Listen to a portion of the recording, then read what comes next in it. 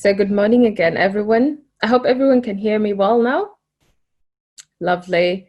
So I would start by us picturing ourselves in Scotland in the 1900s, for example, and picture this little girl who is growing up. And remember at this time of the year or at that century, there was a lot of economic depression, but also world wars. And this little girl is growing up in such an environment. What do you picture her life in probably 10 or 20 years with all the things that are going on? So good morning, everyone. My name is Andhira Yusuf Kara. My father loves to call me Amaka. It means firstborn girl in my language. And I, like you've heard, my achievements so far from the introduction earlier, but currently I'm doing an MSc in Africa International Development. And I've done quite so much work with peace and security, youth development back home in Africa. But my story starts as an underdog. And I would love to share with you. And before I start to share my story, I'd love to probably define what an underdog is. And for me, usually an underdog story is a story about persistence and overcoming a self-doubt and doing something that is memorable, that it probably enhances change. And also, underdogs usually focus on something that's not expected of them. So, like I said earlier, I was born in this beautiful place called the Nuba Mountains. Remember the first story that I've just started with? So this little girl is me that 90 years later, born in a place called Nuba Mountains in Sudan. Very beautiful place, but also a place that there was a lot of conflict, civil conflict that had occurred in the country. And mostly I come from a minority tribe, and that was really marginalized. So definitely I couldn't imagine that I would ever make it in life or probably have something that that would be successful in one way or the other. Growing up, it was lots of trauma, but also lots of, just to have a moment to just survive and to just to just focus on the next day. And in the early 1990s, the late 1990s, the situation got worse and we had to move. And we moved to another country, a neighboring country called Kenya. It's in part of East Africa. And going there, I went there and as a refugee, and that meant another label, and that meant something else. As a young child, by then 9 years old, going to a new place, being evacuated, and having no hope at all. But there was still hope that was instilled in me for a long time, that probably education would be the only thing that would remove me would guarantee me a better future in years to come. So here we go, and we go to school, and going to school in such a situation was not easy at all. But one thing that was very challenging, this is a new girl in a new country, and this country spoke with a different language My native language is Arabic, and here I am in Kenya as a refugee, and we were speaking. The Kenyan education system is in English and Swahili as a language of instruction. And going to class the first day, I remember very well, I was really confused in grade one. First of all, I was older kid because grade one students are usually 6 years old. So here I am, almost 2, 3 years older than the other kids. But also, I was really confused that I couldn't understand anything because the language was different. But I had to make sense of it, though. I had to because this was the only way for me to get for me to make it.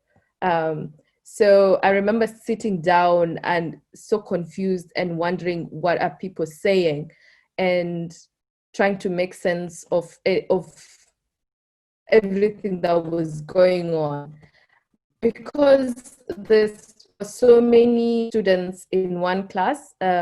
Rarely would one teacher be is able to focus on each student. So she would just come and deliver her lessons and really wouldn't mind to look at everyone's needs, and yeah, and that's how we were supposed to survive. But I remember the core things that was instilled in me is that it's the education would be the only way for me that would guarantee me probably my rights later, but also and perhaps my dad instilled that in us because he saw the what ignorance can cause in terms of his lifetime growing up in Sudan. But my mother also tried to instill very fine values at that young age in us as well. And she'd always tell us to think about each day and be thankful that we're safe and that we can be able to go to school. So we need to focus and be persistent and just be thankful that we're still alive. So that inner drive for me was very key, because I got the confidence to face each day, and I had to form strategies to be able to navigate around the whole environment. I remember after the first semester in grade one, and I got a zero, of course, because I couldn't make sense of anything. And yeah, when I saw my papers, the exams paper, and I couldn't understand anything, I couldn't understand the language, I couldn't understand what's going on. So I sort of wanted to give up. And I thought, oh no, this is not for me. And this is not gonna, it's not gonna happen. So I decided, okay, so I'm not going to give this one a try again. But when I went home, my mother was very much encouraging, and she said that whenever something that is very difficult comes your way, the only way to conquer it is to face it, and to face it with pride, to face it with courage as well.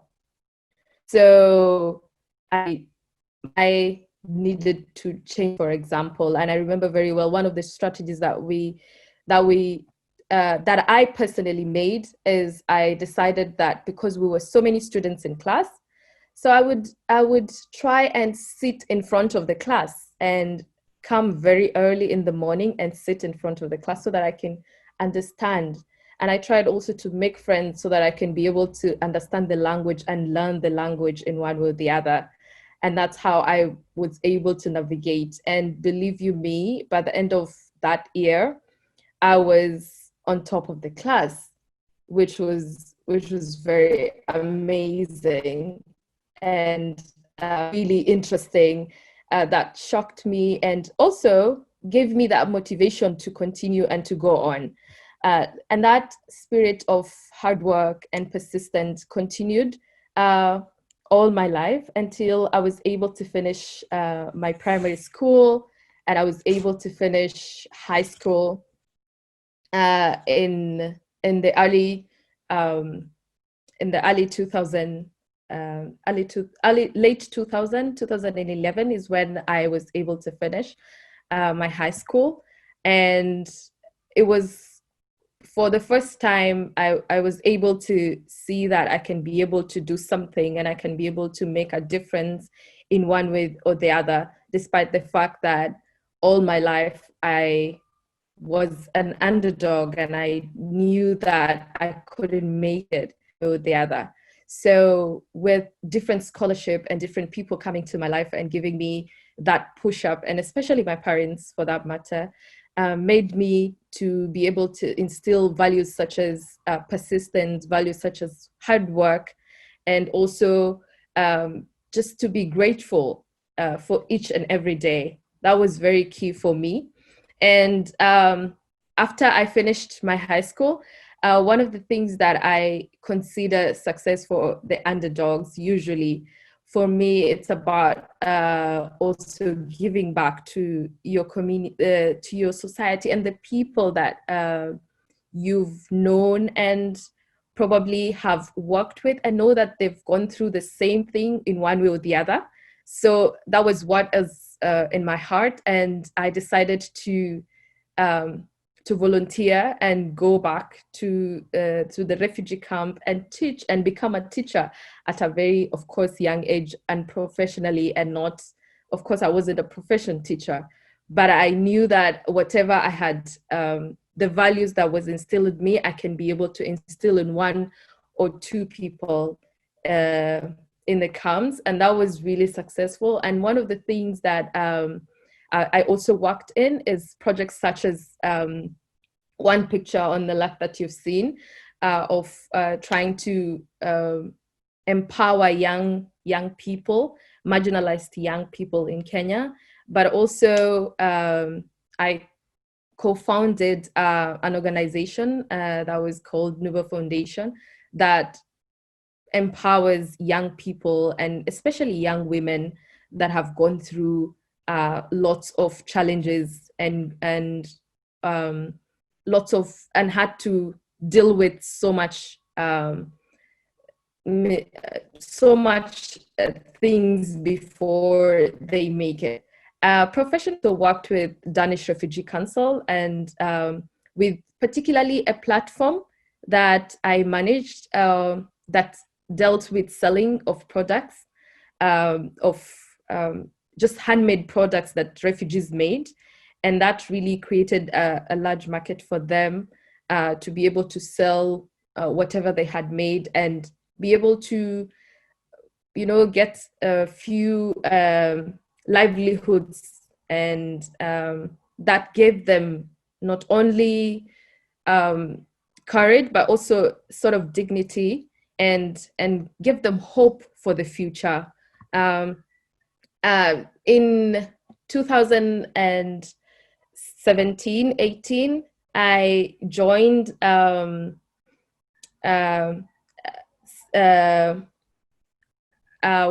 African Union Youth Volunteers.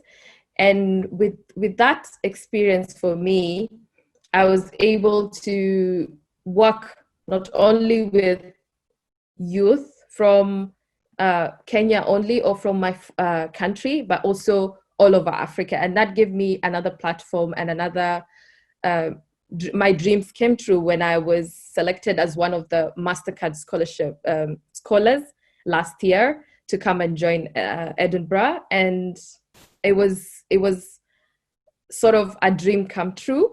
And my experience in Edinburgh is nothing short of beautiful experience. I've had very nice experiences with so many things. And one of the most interesting experiences that I've had so far is sort of just use of Google Maps, for example. Back home, we use interesting ways of showing directions, although we learn about Google Maps and it's there, of course, but I've never thought of using it in a very every day of my life. than what I've done it here, which is really nice. I also loved the people of the people here, and I was able to share my experience and share my conversation and share my story and my underdog story, but also the stories of other hardworking young people from Africa. As we all know, Africa has very youthful, very continent and very hardworking youth from different parts. And I was able to have really nice conversation with my friends from different parts of the world, from Asia to America. And that hopefully change in one way or the other their view of what Africa is, or what Africa can actually produce or have. And most of them expressed sayings like, oh, I need to come, I need to go to see the beauty in Africa, or I need to go and work on certain project, and I need to do this and that, which for me is very important and very. So I close my little story of an underdog. I would like to just have a few closing remarks. And for me, what it has taught me every step of my life, what it has taught me is that I should take each day as it comes, and every step, and probably with every step you raise yourself, don't forget to look back and to help those who are not able to help themselves. We all are able to turn something that is very negative to something that is very positive. And it's always, for me, it's always very key to be thankful for each and every moment that I have. And also, I learned that it takes efforts and acceptance to face your fears sometimes, and also your insecurities. So one thing that is very key for me, it's never to forget also where I've come from or what I've done so far, and the people that I am responsible for probably depend on me or look up to me. But also, persistence is very key. And for me, end here, and probably welcome any questions, and probably say thank you in the languages that I am familiar with. So I would say thank you in English, and in Arabic we say shukran, and in Swahili we say asante. So my underdog story did not only make me do greater things for my community, do greater things, be a role model to so many girls and also my younger sisters, but also it has made me learn different languages as well. So now I am not only a bilingual, I'm multilingual, which is cool. So yes, it's me, and I welcome questions. But before, I would want to also say thank you to everyone for listening to me, but also thank you to, I hope, shout out to everyone, especially my parents, if they're here and they're hearing me. So yeah, thank you.